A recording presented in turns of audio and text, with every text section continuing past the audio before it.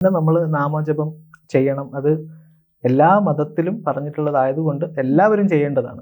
ഇന്ന മതത്തിലുള്ളവർ മാത്രമല്ല. നാമജപം എന്ന് പറയുമ്പോൾ ഏതെങ്കിലും പർട്ടിക്കുലർ മതത്തിന്റെ അല്ല. അതുകൊണ്ട് എല്ലാവരും ചെയ്യുമ്പോൾ എല്ലാവർക്കും ആ ഹൃദയം ശുദ്ധിയാവും. ഹൃദയം ആയാൽ മാത്രമേ, ഹൃദയം കൊണ്ടാണ് ഈശ്വരനുമായിട്ട് കമ്മ്യൂണിക്കേറ്റ് ചെയ്യുക, വാക്കുകൾ കൊണ്ടല്ല, അല്ല ചിന്തകൾ കൊണ്ടല്ല. ഹൃദയം ശുദ്ധിയായാൽ മാത്രമേ ഈശ്വരനുമായിട്ട് നമുക്ക് കണക്ട് ചെയ്യാൻ പറ്റുള്ളൂ. അതുകൊണ്ടല്ലേ നമ്മൾ ബൈബിളിൽ പറയുന്നത് kingdom of God is in your heart. അപ്പൊ ആ ഒരു കണക്ഷൻ വരണമെങ്കിൽ ഹൃദയം ശുദ്ധിയാക്കാൻ ഏറ്റവും നല്ലത് നാമജപമാണ്. ഭാവത്തോടു കൂടിയുള്ള നാമജപം, വെറുതെ ഉള്ള നാമജപം അല്ല. ഇപ്പൊ നമ്മുടെ മോന്റെ പേരോ അല്ലെങ്കിൽ കൂട്ടുകാരന്റെ പേരോ അല്ലെ ഹരിന്നോ രാമനെന്നോ എല്ലായിരിക്കും. അവരെയൊക്കെ വിളിച്ചു കഴിഞ്ഞാൽ നമുക്ക് ഭാവം വേണം.